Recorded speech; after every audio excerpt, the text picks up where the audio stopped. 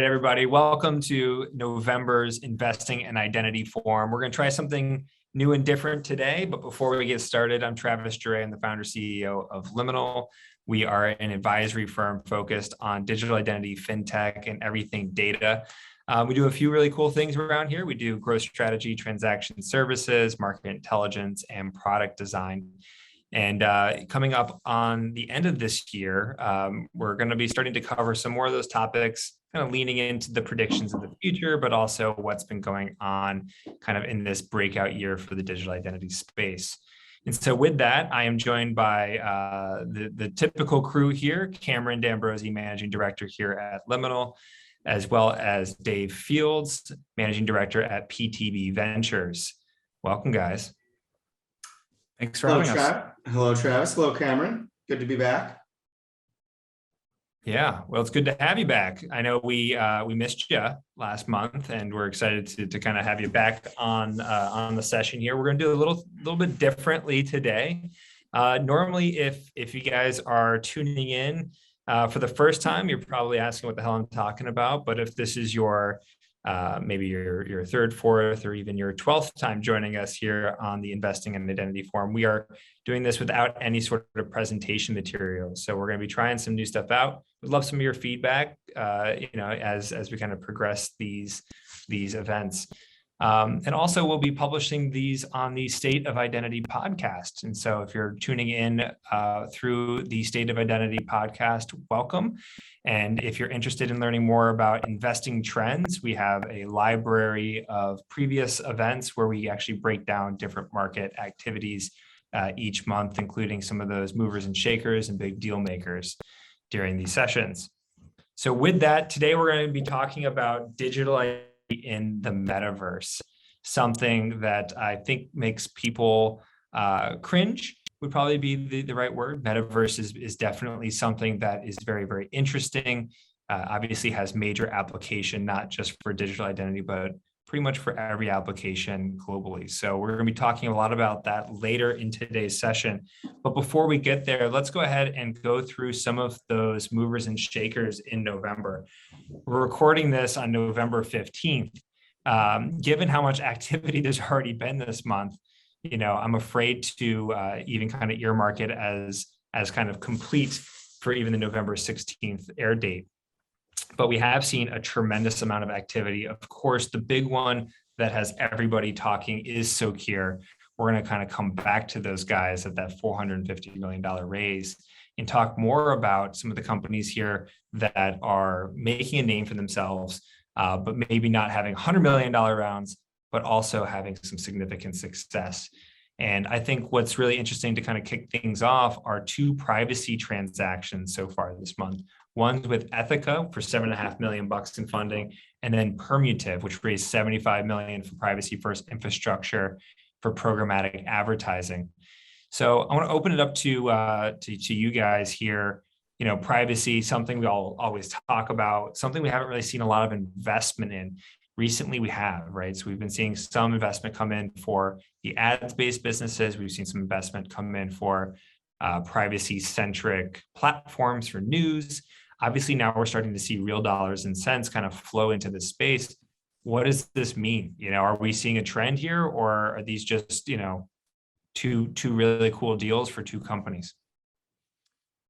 I can kick it off. I mean, from my perspective, I think this is the start of a trend. And I think if you look at what each of these platforms are doing, in many regards, this is a fundamental shift, I think, in perspectives around privacy. And we're beginning to see people thinking about privacy as critical to the growth and continued profitability of their companies, as opposed to a pure regulatory liability lens, right?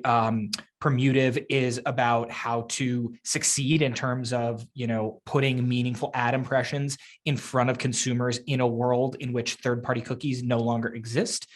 And Ethica is really about, in many ways, unlocking enterprise value when it comes to how you are treating privacy within your organization and cutting down on the cost associated with servicing the resulting data privacy tasks that come from things like data subject requests, and really building privacy into the technical fabric of your company so that it is a ground floor consideration as opposed to kind of something bolted on and sitting on top. And I think both of these functionally mean that companies are taking note of privacy and these ongoing concerns around the privacy needs of their customers, not as something that we're worried about the EU shutting me down or finding me, but I need to have these features in order to grow and scale my business fundamentally. Yeah, so my take on this, I mean, I'm generally in agreement with most of what Cameron said. I think what's interesting for me is to see how much of this is compliance and regulatory driven or driven by legislation versus how much of this is actually going to be driven by innate demand from end users that isn't necessarily about a legal or compliance angle. This is a big, I mean, on some level, this is a big category already. I mean, as I was thinking about this, I wrote, OneTrust, big idea. I think both of those companies are unicorns or close to being it. They obviously do a lot around managing cookie consent and data privacy and security. So there are already some big companies in this space, although I think most of this is still being driven by compliance. I don't think we've seen tools really be driven by like, this is actually what end users in either the consumer or enterprise environment are necessarily demanding, or at least somebody say, wait a second, I really need to take this out to, have this be best in class or the best possible thing I can do without being like feeling compelled to do so. So it's certainly a big category. I think we're going to see a lot more companies there.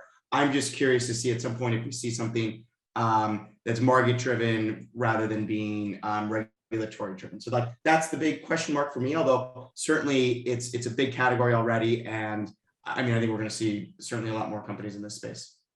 Yeah, it really does. That's I kind of feeling the exact same way. When we look at this as liminal, right? Obviously, privacy comes up quite a bit, especially when we're talking about consumer digital identity, and we covered this quite a bit in our recent research.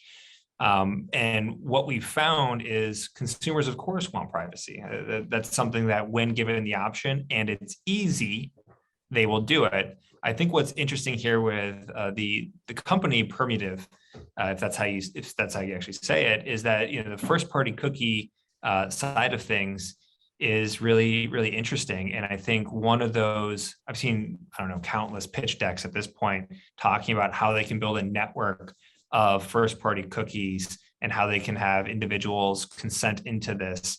And then, of course, having that ad network built up to support it. And that way you actually start to build a multi-sided platform, right? Oftentimes when we look at companies, the first question you ask is, how do you get scale? Sounds like some of these companies are getting scale, maybe from the regulatory side, but perhaps, maybe this is just driven from being there for the last 10 years and finally seeing success of their work. But I guess, go ahead. I mean, I was just going to say, Travis, I think the big caveat or second qualifying your statement was like, and is easy, right? Like it's a stated preference. Of course, we all want privacy. We all say that, but then you look at the revealed preferences of how people are behaving. And maybe it's a lack of choice in the market that we don't have choices. But like, we haven't really seen many market driven privacy offerings, right? And so I agree. I want privacy too, but like I live in New York City and I know that other people can see into my apartment, right? Like that's just like a you do have floor to ceiling windows, Dave. Yes, but that's just a fact. I mean, like, look, this is an old, I mean, this is anyways. Okay.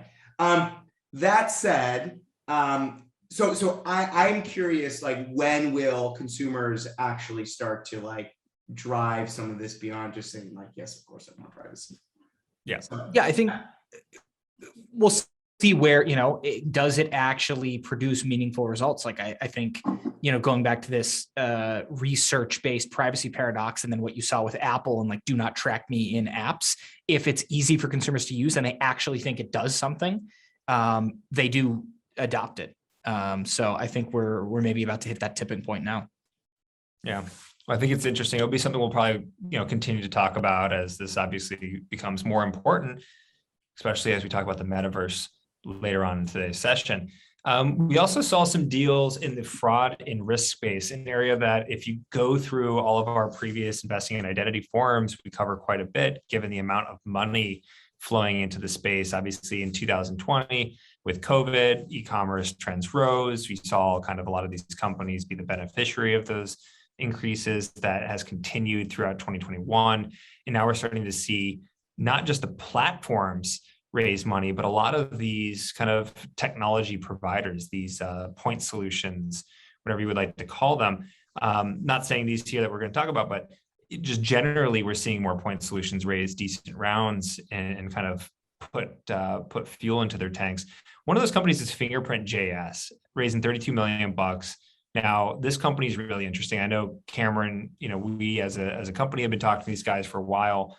Obviously very interesting backstory, but wanted to kind of just open it to you really quickly, get your thoughts on Fingerprint.js before introducing the other ones. Yeah, look, they are right over the target when it comes to what platforms want to know, which is this a unique session? Is this a unique device? Which is a fundamental challenge. And, when we're thinking about the fraud landscape, I feel like what's top of mind for many platforms is not necessarily just eliminating individually fraudulent users, but making sure that you're not leaving yourself open to scalable programmatic attacks that can really go from, okay, one guy got through and opened a fake credit card to an entire, Ukrainian crime ring found a systematic weakness in our system, and they opened up 1,000 accounts over the course of an afternoon. And Fingerprint.js at a fundamental level really can put the brakes on those scalable attacks because of their ability to divine, have I seen this device before? And is it unique? And then draw associated conclusions with, okay, what does that mean about the person who's actually behind this transaction? It's highly lightweight and it's very, very effective. Very hard to bypass from within the browser. So I think this latest raise that they did is a reflection of the fact that these capabilities are going to continue to be in demand. And I think, well, I'll wait for my second point until you unveil this next one here, because there's a common thread that I think is worth unpacking as well. Yeah, there's a few here, right? There's Neuro-ID, which is also a very interesting company, 35 million bucks. Canopy Ventures comes into this. So Canopy, if you guys are unfamiliar and listen, is one of those venture funds you guys should definitely put on your watch list because they make really good investments. They're, Walker over there has done just a fantastic job understanding the space, can kind of see it. Of course, not as good as Dave Fields from PTB Ventures on the phone here, but I think generally speaking, Canopy is very good. You should definitely be following them. Puts the money into Neuro-ID. Obviously, this is a company that looks at behavioral analytics. So one of those, we talk about behavioral analytics, we're oftentimes talking about bot detection. Is this a human? Is this a bot? In this case, we're talking about user experience, right? We're talking about real-time feedback. We're talking about first-time customers getting specific or going through specific customer journeys because of some of the data that they're and some of those behaviors that they're actually demonstrating. And then last is this /Next, which took on 26 million for phishing. But I know, Cameron, you had some additional thoughts with Neuro-ID, so maybe I'll just turn it back to you really quickly for your second point. Yeah, I was just going to say, right, I mean, what's the common thread we're seeing here? This is about passive signals that you can use as a platform to identify fraud, I think more specifically, programmatic, automated, scalable fraud, and do so without negatively impacting the user experience that your good customers have with your platform.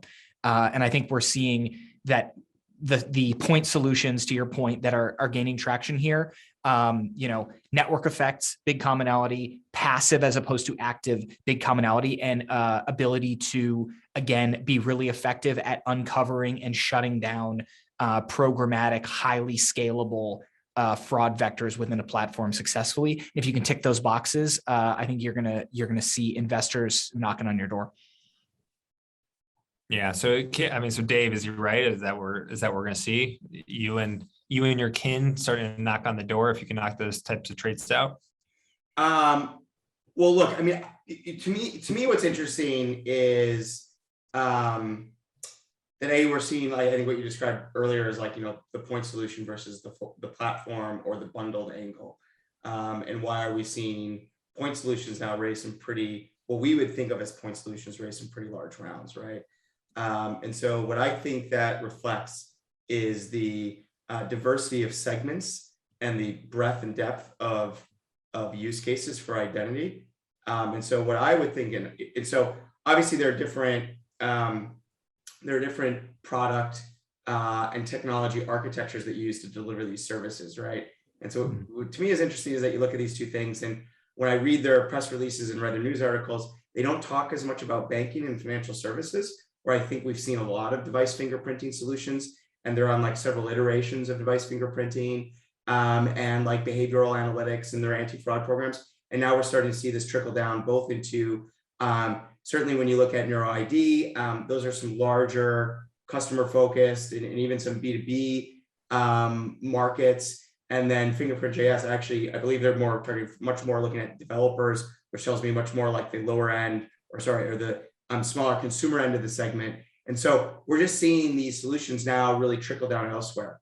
And so that to me is the most interesting thing, which is like, if you're still a founder and you're wondering like, is this already been done? Is this already out there? On some level, the technique or the product may be out there, but it may not be architected for specific market segments, which are still very large. And so that's it's catalyzed me to rethink or forced me to rethink, have I been too dismissive at times about different people who look like point solutions, and are they actually doing something that has a much bigger market opportunity than I've typically instinctually been drawn to, I guess. Yeah. I know that was not totally responsive to what the prompt, but like that was the point that I was wound up to make. So no, I think it's a really good point, right? We are seeing just across the board, the space has continued to prove that it's fractured, that it's completely fragmented globally. It's not too different than the antivirus space, right? You can go to any country in the world and they probably have a different antivirus leader. And then we covered last month was the Norton LifeLock Avast acquisition, and now for the first time you're really seeing antivirus start to consolidate globally. It only took them 30 years to get there, but hopefully digital identity doesn't take that long. But I do agree that we are seeing a fractured approach to the market, and so to your point, hey, you might have a very similar product, you might have a very similar tech stack, but if you're tackling a different use case, then you're a different company and you should be valued as such. And I think that kind of leads into a lot of our other discussion here, but not to continue pushing us forward, but we do have a hell of a kind of a wave of security focused companies that came in. One of those was Drata, raising $100 million. This is a Cowboy Ventures investment. So, hats off to Ted Wang and the Cowboy crew. Those guys have been back and forth with these guys now. What's crazy is these guys raised 3 rounds already this year. So, I mean, starting the company in 2020, raising up it's 3 rounds during that time, obviously seeing some pretty big growth here, kind of crazy. And what they're doing is SOC 2 compliance, continuous automated control monitoring, evidence collection, all that kind of stuff. Things that, as a founder or as even just a business lead, you probably have to deal with it on a daily basis, if not on a very regular basis, and is a real thorn in the side and something that I'm always like, why can't someone just fucking fix this? Please, this is boring. So, help me fix this problem. I don't want to take care of it all the time. So I'm excited for this. Next, we have Contrast Security, taking on $150 million, application security, an area that we don't normally talk about because there's a lot of really big companies in the space already. But hey, taking on some big bucks here. Lastly is CrowdStrike acquiring Secure Circle, which is a cybersecurity firm. All right, and moving on from the fraud and risk side of things, I think there's a ton there. We're going to come back to a lot of that conversation, especially with Socure, but moving into like some of the enterprise security focused conversations that we've been seeing here. One is a company called Drata, raising $100 million. This company was founded in 2020. So they've already done 3 rounds. Cowboy Ventures has backed these guys the whole way through. So shout out to Ted Wang and the Cowboy crew for that. What's interesting here is these guys automate a lot of the SOC 2 compliance. They do a lot of the continuous automated control, monitoring, evidence collection, et cetera. Some of that stuff that as a founder or as a developer or as a business unit lead or an engineer, CTO, things that you have to deal with, and is just a big pain in the ass. I think these guys have a huge advantage coming out of this. Obviously, a ton of cash to kind of push things forward. Very clearly, if you read about it, they've been quite successful early on here. Second is we saw Contrast Security expanding their cybersecurity tech stack with $150 million. Application security, not something we normally talk about in this session, just because a lot of those players are really big. We don't see a ton of the investment. We don't see all those application security players engaging a lot of the other identity players. But I think this one's really, really interesting because the company itself is really focusing on efficiencies and costs, right? That's what if you go to their website, if you read more about them, yes, they're trying to kind of protect applications. They're trying to still detect threats, but really they're trying to work on efficiency and lowering those costs, which just shows up a maturing market. So love to dig into those two. Cameron, what are your thoughts? Drata, Contrast Security, choice is yours. Would love your thoughts. Yeah, I mean, I think both of these are similar to how we have seen in the privacy space. We are seeing companies move closer to the center of the enterprise, whereas before, whether it was privacy, whether it was security, you kind of had your core systems, and then you would almost be stapling point solutions on top. The problem there, again, is garbage in, garbage out. If you don't know about this chain of custody of these data elements, whether from a privacy perspective, whether from a cybersecurity perspective, whether from a SOC audit perspective, every time a piece of data flows through a system, you have to make sure that the ETL process did not change it meaningfully. You see these platforms moving closer to the core to one, drive cost benefits, but also reduce complexity and increase the level of assurance that you can provide. I think really interesting in that regard that these companies are breaking through. Interesting commonality here with Drata in the sense that I know you said, take a look at Canopy and all the great investments they've placed. They are not in Drata, but they are in Leica, which is a very similar platform that also raised $35 million also last week. So some interesting commonalities we're seeing here in terms of how investors are thinking about these critical intersectionalities between identity, between cybersecurity, between your regulatory compliance. All of these things really fit together very closely. And I think you're seeing investors take note of these commonalities as well. Yeah. I mean, Dave, what are your thoughts here? Obviously, this is an area that we don't spend too much time in, but has been increasingly kind of tip of the tongue in terms of conversations. Any other kind of thoughts here on Drata specifically? So when you see a company raise like 3 rounds in 12 months, yeah, what that should tell you is that like their growth is just freaking off the charts, right? So they're not doubling. They're probably rather than like doubling year over year, they're probably like almost doubling month to month, right? Because if you just look at the pace of raises, so like it's gone up. I mean, I can't remember what their first raise was this year, but they've probably gone up like 2 orders of magnitude in like the fundraising size, right? Right. So that's impressive. Like kudos to them. I think it shows you that if you find a problem that's a headache that's widely shared, compliance and process automation tools via software are incredibly valuable and attractive to investors because they're highly scalable. They don't require a lot of fixed costs and they can grow very fast. And ultimately, when they reach maturity, can throw off a lot of cash flow. So that's my just quick. Yeah. What is it? I mean, we talked about their pace of fundraising. That's kind of like my quick. Here's what this tells me about this company. Yeah, question for you, not related to these companies here, but we have kind of, pace of fundraising or fundraising velocity, which is what we call it internally on our Link platform here at Liminal. How much does that metric matter to you as an investor?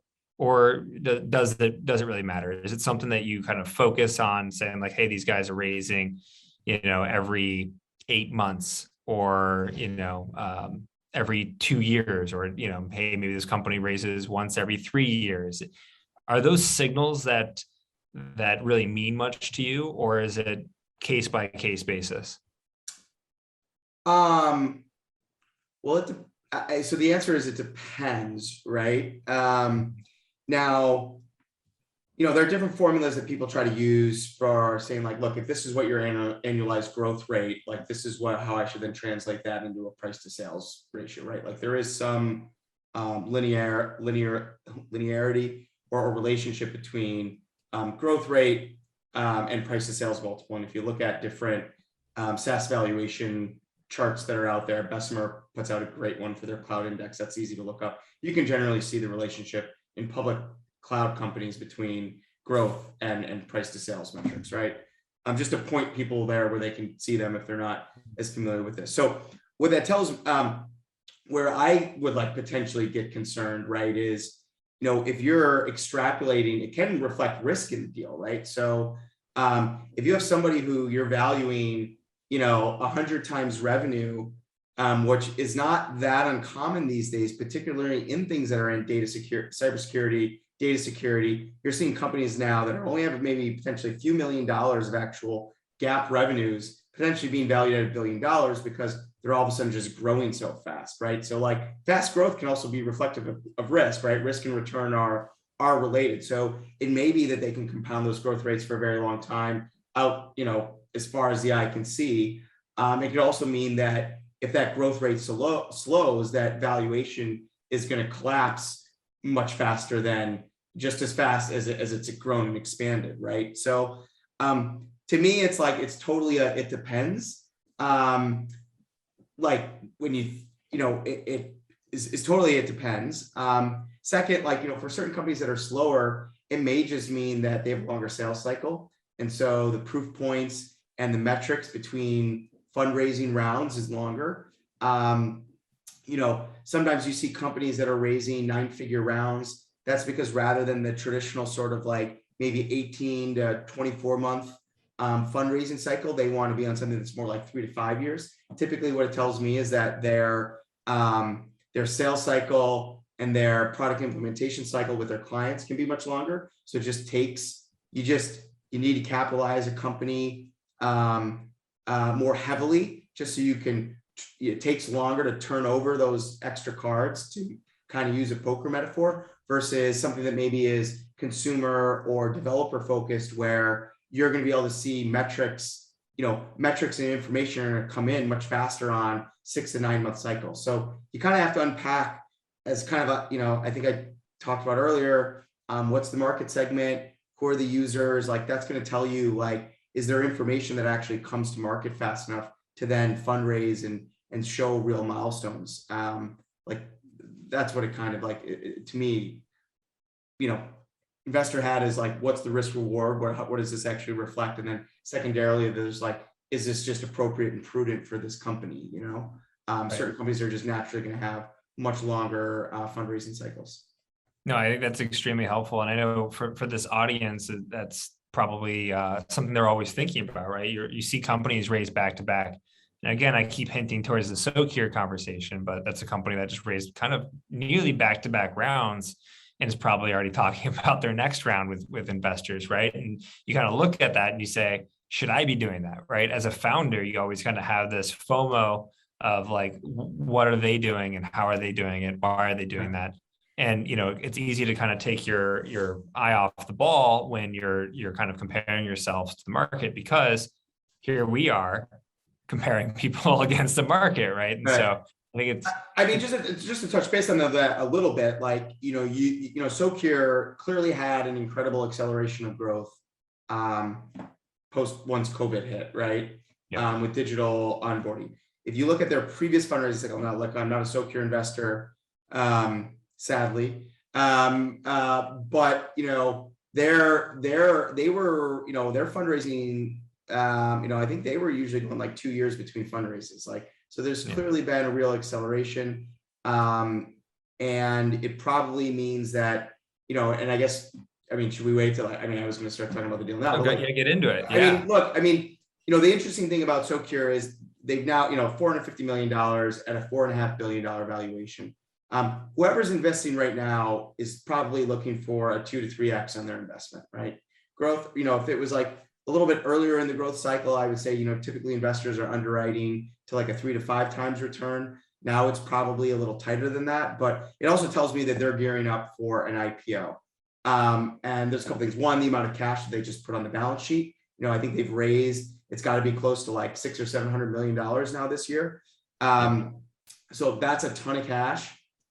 They're probably looking at like M&A and how do they start to now complete their product portfolio a little bit, potentially in advance, but like also that $4.5 billion valuation. If you look at the segment they're in, I just don't see who the real acquirers would be out there. So it really tells me that they're on that IPO path at this point.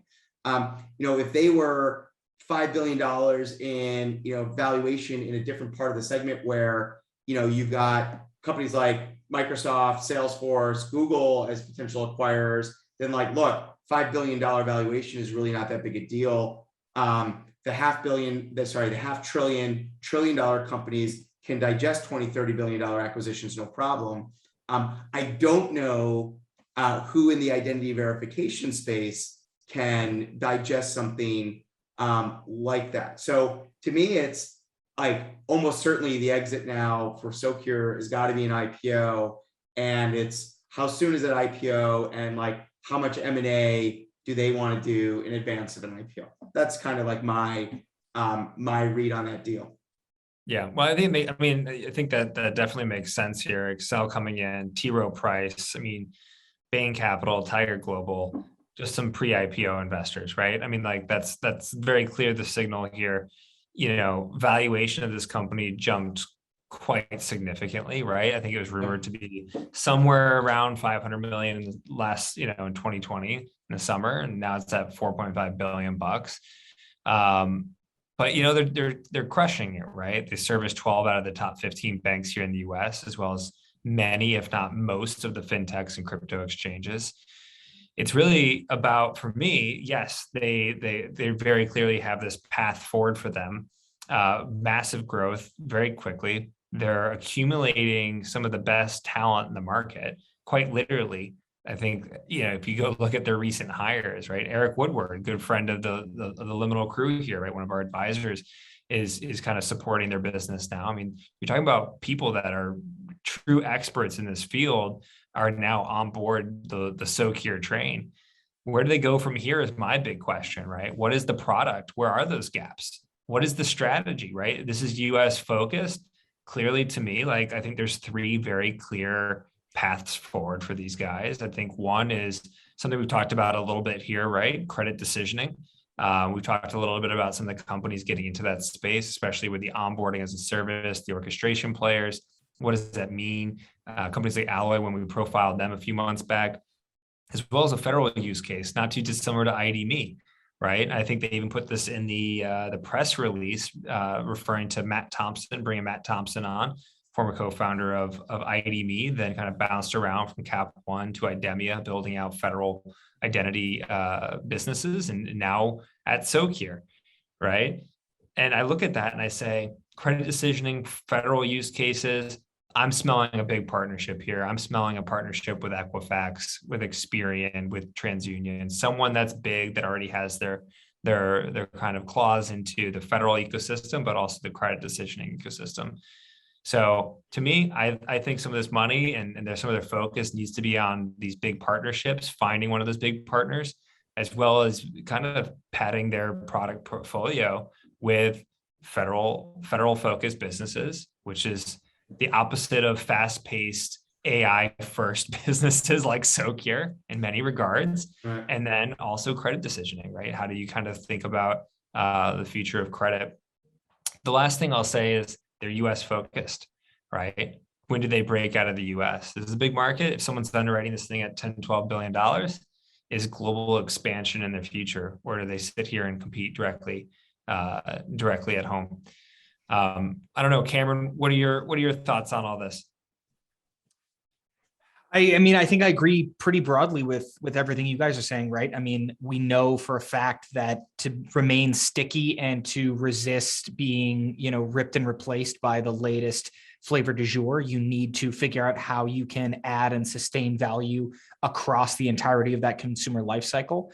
So I think in that regard, whether it's a platform like Socure going into credit decisioning, whether they're thinking about how they can supplement with additional ATO features, authentication, I think it is wise to presume that they are going to continue to try and make those lateral moves, as well as, to your point, break into new verticals, government, for example, all towards the name of, diversifying where they're able to play, both in terms of industry penetration, as well as extracting continued value out of that life cycle, right?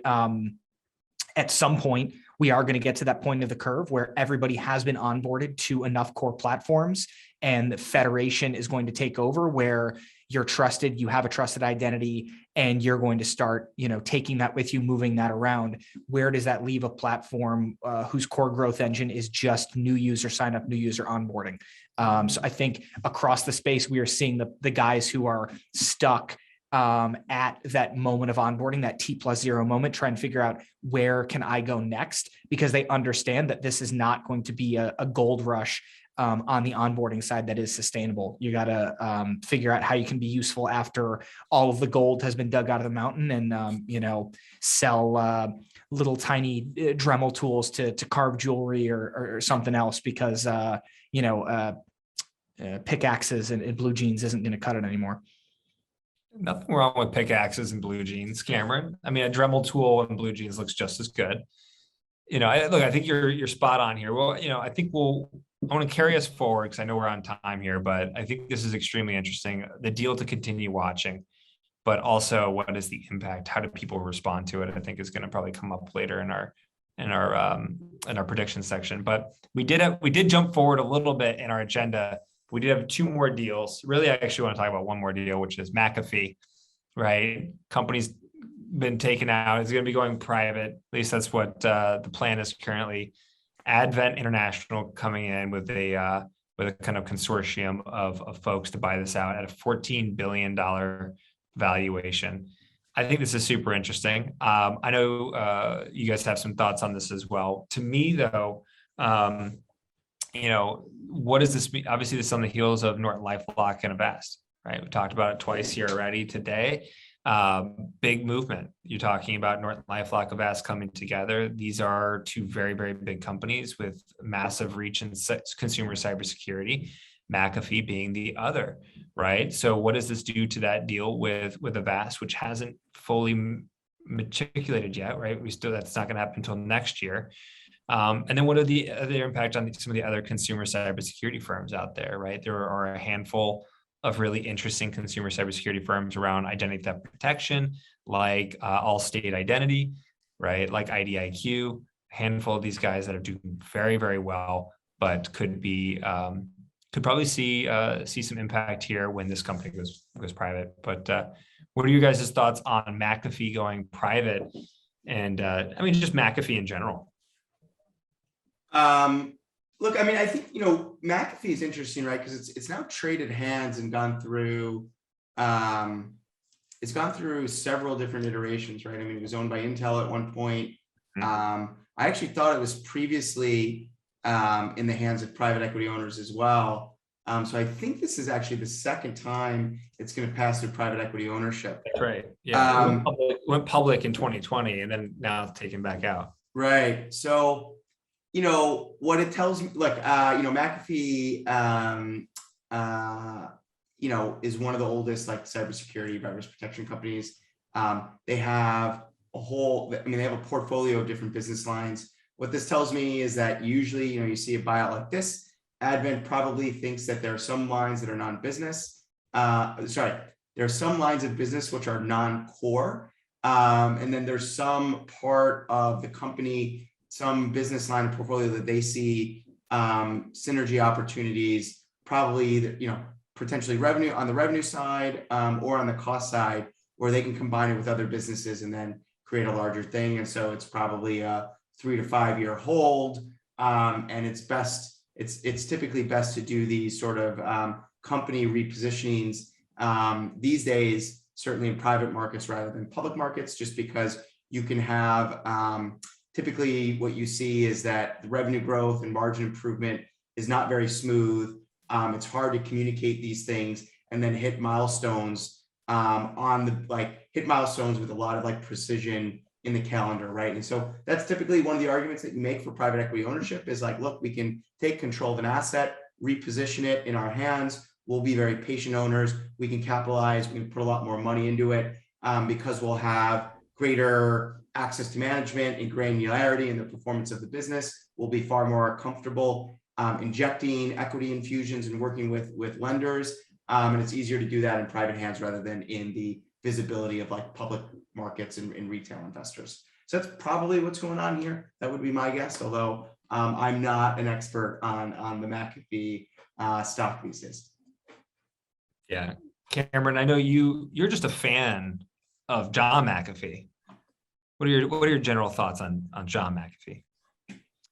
So, I think regarding the deal, if I'm reading the tea leaves here, I think it portends to figuring out what can I do with this fundamental relationship that they have between their installed user base, the underlying identities of those people who are paying the bill, and those devices, right? We know to steal some of Scott Galloway's jargon, they have largely the main antivirus players have been featureized by big tech, right? If you have a Mac, you have a Windows PC, you have a phone, Windows and Mac OS have built-in antivirus now that's pretty strong. And on the mobile device, it basically doesn't exist as a feature set, maybe in the Android ecosystem to some degree, but iOS, not a thing. It's a walled garden, so you don't need it. So you have this really strong legacy cash flow. You have a really strong existing user base, but kind of a dead end in terms of where you take it. I think we saw with the acquisition of Avast by NortonLifeLock that there is a recipe there for leveraging this existing relationship with the customers and that tie to those devices, that installed footprint, to do something greater with the whole than maybe the current sum of the parts.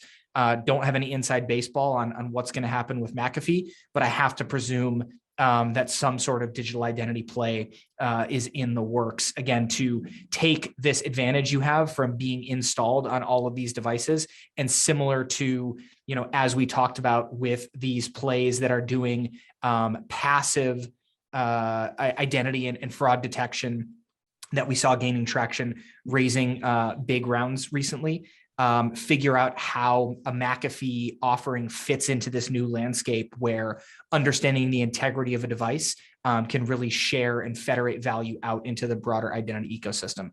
As far as the man himself, RIP, if he's even dead at all.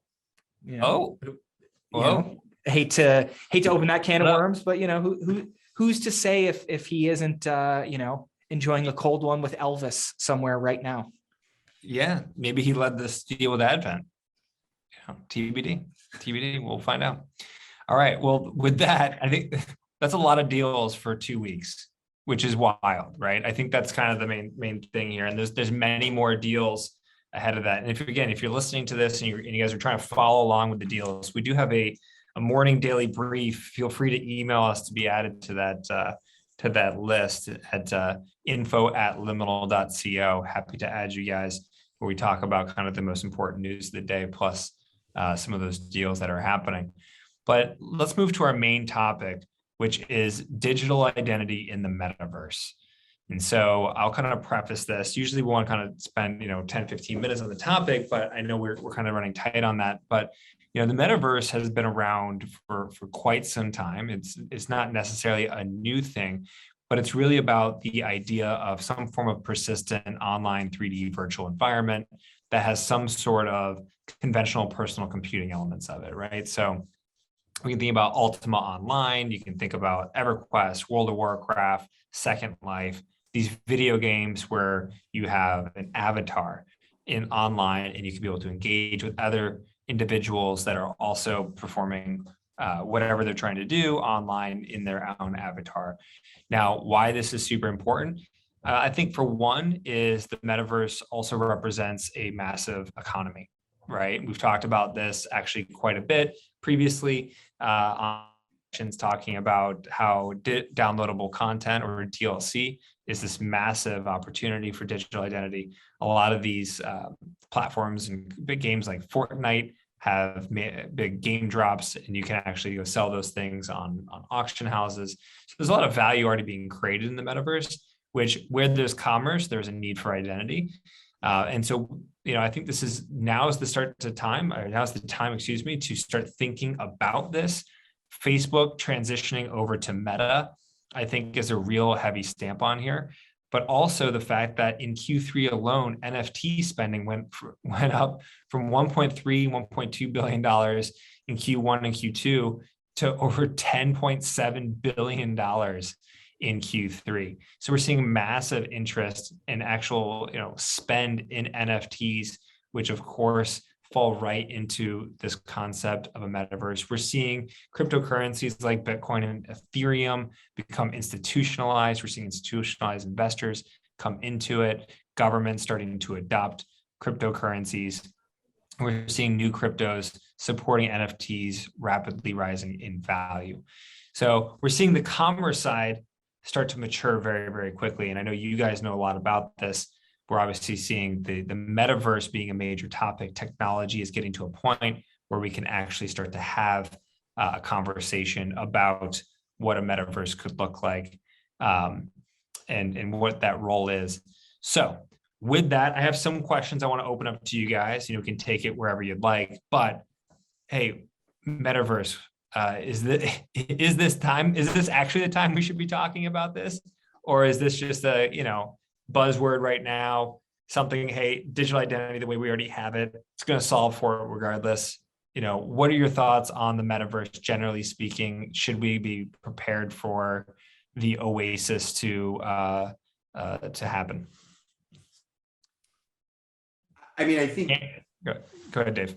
Well, look, I think the first point I would make is just what a broad and general term metaverse is. And it kind of reminds me where we are right now with kind of like how people were starting to talk about like blockchain or distributed ledger technologies in 16, 17, that kind of time frame.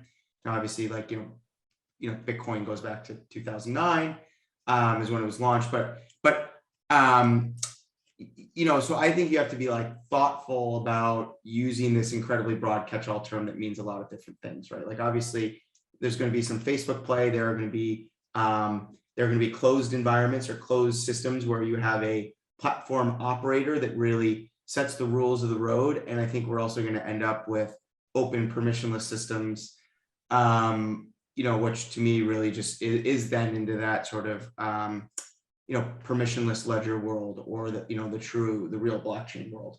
So I think we're going to end up with like multiple forms, and we're going to end up with a variety of things. It's just going to be, timescales for these developments and how stupid is it all as we kind of get there, right? Like, we saw a lot of stupidity in the last crypto bubble in the 17, 18 timeframe. We're going to see some more. We are seeing some more stupidity now in NFTs and we saw some in DeFi, right? Like, these. It's just how chaotic is it going to be? But that's like, those are very general questions as far as like, what are the specific, specifically, what does it mean for I guess digital identity providers or something like that? I mean, I think that was kind of like one of the things that was in there, right? And we're going to see that the same where we have more closed and regulated environments, which we will have some. There will be a role for the same digital ID providers, the incumbents that we have today, and then I think the open and permissionless space is going to be a totally new design field, which will vastly overtake the sort of permissionless space. It's just going to take a lot longer to get there because the onboarding is going to be harder, and it's going to be it'll take longer to find what the use cases are that are really going to like catalyze adoption and people to get comfortable with them. So that would be my kind of like very high level like 2 cents. No, I think that's extremely fair, right? I mean, the concept of the metaverse is very big, and we're not even talking about the use cases of it, but the open permissionless side of things obviously is a very clear conversation. Cameron, I'll turn the same question over to you. What are your general thoughts on this? Are we in a early hype cycle for the metaverse, or hey, is this time for those digital identity players that we're talking about, every month, to start to think about what their meta vision should be and how they're going to build a product solution for it? I mean, I think we're definitely in a hype cycle, but that doesn't mean that there aren't opportunities to be made here. I mean, I think in many regards, my perspective on the metaverse is it's a fundamental distillation of all of the areas of digital identity that have become critically important for kind of normal non-metaverse transactions, with the caveat that some of your safety net for resolving issues around digital identity with in-person interactions is ostensibly going to be cut out from under you. So I think it's really critical that you have these mechanisms in place for things like custody of assets, recovery of accounts, things of that nature, because the entire point of the metaverse is that I'm not going to be able to show up in person to like a Facebook office and say, oh, like actually my account got hacked and this NFT blouse that my character is wearing, Dave Fields, now, he stole from me and he owes me this money. So I don't think the challenges are going to be truly unique in that regard, like whether it is proving I own a tangible asset in the real world that has a digital counterpart, or whether I'm proving I own a purely digital asset. That's fundamentally the same challenge. I just think that the stakes are heightened to the degree that this is going to be a purely digital realm, not underpinned by any of those physical interactions. And that's going to make getting it right all the more important. But I think the same tools that we're using now to like help consumers move through digital first interactions are going to be those same mechanisms that you use to secure your identity in the metaverse to accomplish the same kinds of transactions that people are portending are going to be metaverse only. So in that regard, like I don't see metaverse in many ways with regard to digital identity as its own unique market opportunity. I think it's going to be a continuation of all of these tools, trends, technologies, threat vectors that we see in the real world, just conducted through this different channel. And, the fraudsters that are able to make their bones now, opening up synthetic identities to defraud credit card companies, well, they're just going to do that in the metaverse too. So it's going to be, different flavors of the same fundamental ice cream. We were using Metaverse, and I was actually trying to listen, and I was trying to think, if we just replaced metaverse, every time we use metaverse, if we actually just said internet, would any of us really be able to tell the difference in what we were trying to say? And I think on some level, the answer is kind of like, no. This is a new marketing word. I get that it's meant to also catalyze or invoke this notion that we're now incorporating new elements. NFTs are an element, but like NFTs exist without the metaverse or whatever that actually means. Like NFTs, exist, right? Same thing for internet payments and all these other questions. And so to me, it's just kind of this new broad catch-all term that's meant to encompass like both, elements of virtual reality being combined with like, the internet and the open nature of the net. So, I think that it's kind of one of those things where now, a lot of this is being driven by obviously like Facebook rebranding itself, right? I'm going to continue to call it Facebook because I call Google, not Alphabet. But like that's what's driving a lot of this right now. So like I don't know, which is my way of saying like, are the challenges unique? Like, no, the challenges are not unique. The problems are going to be the exact same. Like, when does it matter when a network or forum or a specific environment is civil proof or not, right? Like, do we need to know that each user is unique? Right? That's going to be driven by a whole bunch of other like rules and expectations of consumers and enterprise users. Like, so like, no, I don't think anything is new. But to go back to a point, are there potentially combinations in certain metaverse environments. I don't know if that's a thing where now like a fingerprint solution that you're using in one segment, right? We talked about fingerprint JS, like, is there now going to be a new point solution provider for certain iterations or combinations of in the metaverse, like whatever it is that exactly means? Because like, I'll be honest, like if you really press me to challenge like what exactly the metaverse is or means, like I don't think it's that distinguishable from other things, I would say. Anyway, so that's like my like broad, I mean, that would be my kind of like, that's my take on this. All right. So Travis, how would you define it? I think you guys are two very negative people that did not use the Oculus Quest 2s that I purchased for you to understand what the VR experience. Oh, I've been questing. Okay. Well, your wife said you weren't questing. She told me, she ratted you out. She said She you haven't Quest used it. also, the apps that she purchased on it still went through my normal credit card, not a special Metaverse credit card. Yeah, that is true. I think that you guys, I don't think that you're absolutely wrong on the fact that we are talking about an evolution of the internet. I think that is 100% totally fair. We are seeing an evolution of the internet. I think where things fundamentally fall down here is you have, you have the metaverse side of things is, yes, a 3D version of the internet. I think it's a bit of a buzzword, but what you're really talking about are online kind of forums and groups, right, that have a central authority, and those central authorities are being broken down. I'll give you an example. In World of Warcraft, right, you have a central authority, right? And so if the central authority determines that they want to change some power of your kilt or whatever you have, then they can go ahead and just do that, and you have to deal with that. I think what's interesting about where this is all going is that AI is playing a much bigger role in the future of metaverse and these digital environments. And you're going to start to see these environments create themselves together, right? So you're going to start to see different flavors of this, more of like a Google Doc where multiple parties can come in and actually have different sort of read, write, permissions, and how they're actually engaging with the metaverse. And I think identity matters a lot more in these types of environments than they do on the internet today. That's what I think. So when I hear a lot about traditional identity schemes, when I think about them, I hear high friction. We talk about this a lot with the user. I think that we are very far away from having seamless identity verification programs.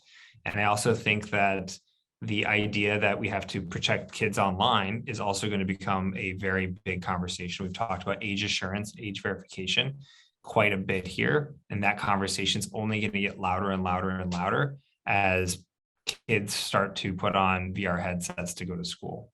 And so understanding what the applications are for these different environments is going to be really important to understanding what the identity schemes that we need are. And then second to that, I also think that the idea of centralized, what is the role of a government? What's the role of non-governments? Are we going to be rolling on MDLs, eIDs, other different trust over IP schemes? I think that there's a lot of questions here. Should investors be thinking about verifiable credential companies as a potential player for virtual environments? These are questions that I think are pretty worth asking. So for me, look, you're starting to see trends on the NFT side. I think a lot of people are investing into NFTs for a handful of different reasons, but not any less because of Facebook's interest in the space and the change in their name. I think it's going to be really interesting to kind of watch this trend over the next 3 years, 4 years. To your point, Dave, we were talking about kind of like bubbles and hype cycles. And maybe in 2025, 2026, when we're having our 70th or 80th episode, we can kind of compare and contrast where we got this one right or what got this one wrong. But I'll say as a personal investor, I will likely be looking at opportunities for digital environments like these, and how digital identity schemes and digital identity products and services are supporting virtual environments before, or even, virtual environment first versus real world first, because I think that's an area that will see some growth. I mean, my pushback on that would be, how is, and I guess it's, I mean, it is a bit abstract, but it's like, how is metaverse identity, if it's still a representation of an avatar that I'm meant to control, how is that necessarily different from any other digital identifier that I'm meant to control, right? Like the value, I get that we're going to have new consumer experiences. And maybe I get that the metaverse and the combination of technologies, a unique combination of novel technologies, should yield new consumer experiences, user experiences, whether it's actually in consumer or enterprise environments, right? Then you can get into your own other conversation about like, how will this potentially change like conferences and like stuff like that. So I get that. What I haven't figured out yet is like, okay, what's actually like an abstract problem that exists in the metaverse that doesn't already exist on the internet. I get that it'll change the value equation, right? Like perhaps the value of the metaverse, whatever we're using that to mean, the value will rise such that like new forms of investments and different types of high assurance identity are now needed. But like we already have these concepts. So I guess to me, what I'm curious about is like, what will be new conceptually that we don't already have a need for? And I guess that's if I were to reframe what I'm like, maybe what I said previously, that's what I'm trying to get to, and maybe where perhaps we differ a little bit. Maybe we don't though. No, yeah, no, I think you're absolutely actually spot on. I don't think we have a good understanding of where the new applications are. I think what we do see is we've already seen a lot of efforts and initiatives being created to solve a lot of the issues that you can kind of predict in a virtual environment, right? I mentioned trust over IP as a good example here. We that's a good foundation that has some good ideas. You saw the GAIN white paper talking about trust frameworks. So I think that there are ways to have kind of policies built in where you can kind of have a verifier and a verifier type of relationships that can solve probably a lot of just the immediate metaverse issues. I think it's too early to tell on that piece. I think there are some pretty fundamental problems with age assurance and age verification for applications online that probably, once we start seeing some better solutions for that, will likely translate really well into these types of use cases. But I don't know, Cameron, what are your thoughts? I think I agree with all of you, right? I mean, to the extent, even in digital identity, I would argue we haven't really fundamentally created new use cases. We've just refined the application of digital identity to the types of things consumers are doing. And I think with the metaverse, we don't really have a full understanding of how people are going to be interacting in these new spaces, what the unique needs are going to be for the solutions providers and functionalities of digital identity that need to service that new landscape, if you will. So I think it remains to be seen, but we have a pretty good idea of what those applications are going to be given how people are using their identities in the real world. So I think none of what either Dave or I said, I think, should preclude people from being excited about the opportunities for digital identity in the metaverse. And I think there's going to be tremendous blue ocean to succeed in serving digital identity into the metaverse. I just, don't think it's going to be, maybe not as fundamentally divergent from how we see digital identity being deployed across, the traditional internet, as it were. But yeah, I'm excited for it. I know you're excited to, get back into casting spells and knitting netherweave and whatnot. I'm no longer allowed to play EverQuest. I was banned probably 15 years ago.